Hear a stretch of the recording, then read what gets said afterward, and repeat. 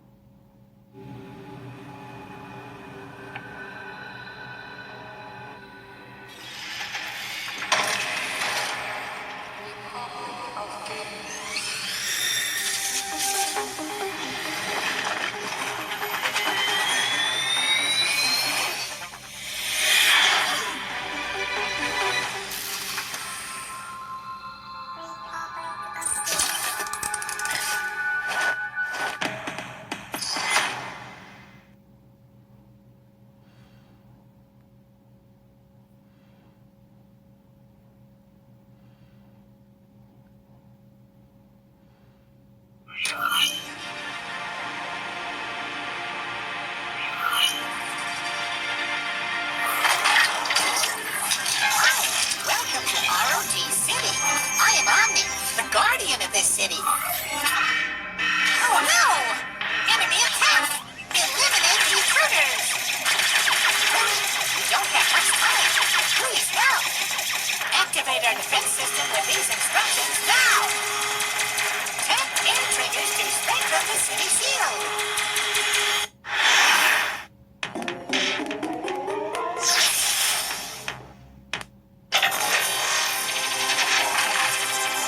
Mission accomplished! You did it! Here is another secret weapon. This Aeroactive cooler comes with a powerful thermoelectric cooling chip that maintains high performance output. Awesome! X Mode Plus activated.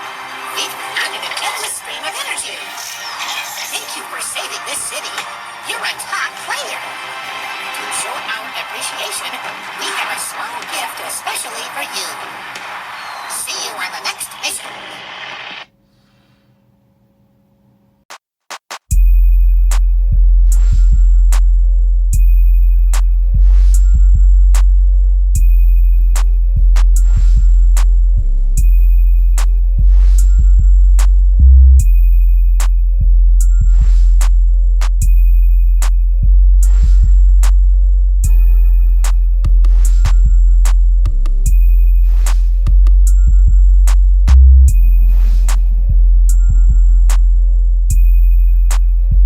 We already picked up our ROG 6 Pro at iTech SM North Edsa.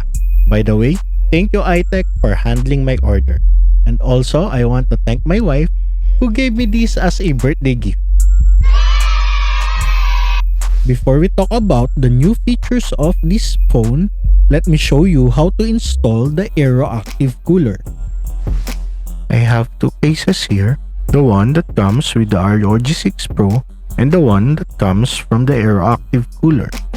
Since I will be gaming most of the time, I will use the one that comes from the Aeroactive cooler.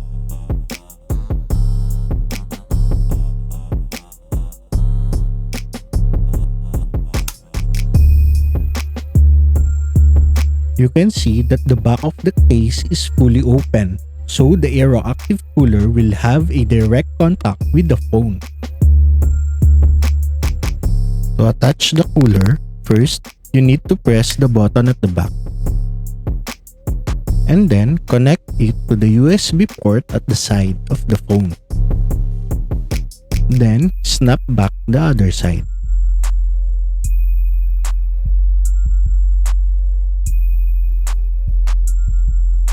It also has stand. Now, let us talk about its new features. When you open your armor crate for the first time, you will notice that there is an animation. And also, you will notice that there is a background music. You can remove it by going to settings and then turning off the launch animation and the background music. Then, try opening it again for you to check that the animation is gone and also the background music is gone. Turning on the ROG Vision. You just need to scroll down and then look for ROG Vision and turn it on. Click the phone picture and turn on the scenes that you prefer, like screen on, X mode, external accessories, ongoing charging, playing game, and incoming calls. You can choose your preferred animation for your ROG Vision or you can create your own. To create, just click the plus icon and then create, and then you can choose from three things: image effects, text effects, or signature. I prefer the image effects. Select your preferred photo, resize it to fit the screen,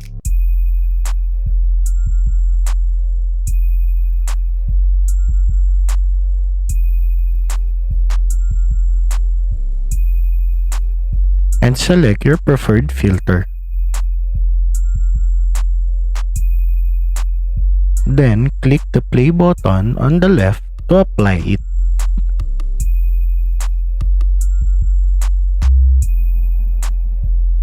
Now, click the close button and it will ask you to save your image art.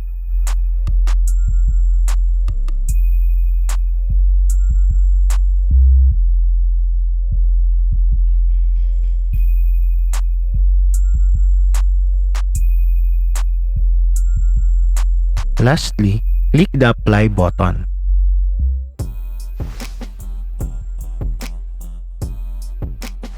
Next is the system lighting or the dare to play light. It is turned on by default, so all you need to do is go to advanced settings and choose which mode do you want it to function. Just click edit lighting to edit the color of the dare to play light. By the way, it only have static mode.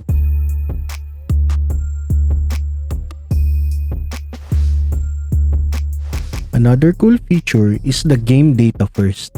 This feature will help the data prioritization of your game so it will avoid any network delays. Now, we have more options for scenario profiles. As you can see, there is summary of air triggers, motion control, and cooler buttons. Also, you can see if there is any key mapping or macro set up to this specific game. Now, there is an advanced mode. If you click edit, you can see the performance where you can choose levels up to level 3, which needs Aeroactive cooler. You also have a setting to force restriction to background CPU usage, which will reduce CPU usage while you are gaming. Also, there's a memory cleaner. In the network, you can set auto 5G and then prevent switching networks so you will have no disconnection to your Wi-Fi. And then restrict background sync, which will avoid extra bandwidth usage. In display, you have visual enhancement and also you have graphic boost.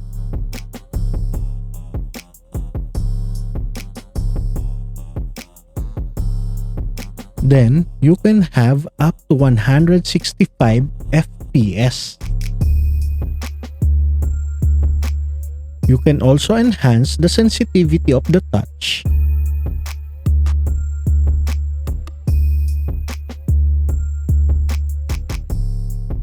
Lastly, all you need to do is go back, apply your settings, and save it.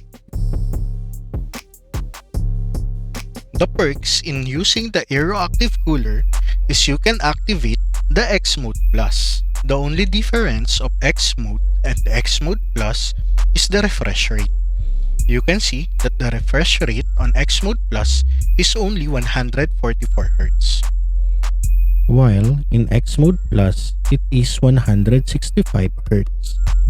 Another thing is you can have more options for cooler settings. You can select Smart, where the system will choose the best cooling option for you, or you can choose Cool, where it only uses the fan, or Frosty, where it will use the thermoelectric cooling. For the Frozen, we need to connect it to our charger. Now, I connected it to a charger. You can see that we can select Frozen. When you select Frozen, you can feel that the fan is running much faster than Frosty. And the obvious perks of this cooler is you will have another 4 extra buttons that you can use in gaming. I think I need to create another video for an in-depth review of this Aeroactive cooler. With that, please do like and subscribe to my channel and press that notification bell button so you can be notified once I release the video. Now, we will discuss the game Genie. For me, the second to the best part of ROG Phone 6 Pro. In the new game Genie, you can select the items that you want to control on the left side and on the right side. By the way, you can edit it by clicking Settings and then click Function Orders Customization. Here, you can rearrange the buttons on the left side of your game Genie, which are the toggles. And if you click Tools, you can rearrange the items that are showing on the right side of your game Genie. Going back, you can also click the middle top of the game Genie, which you can select the mode that you want to use, like X Mode,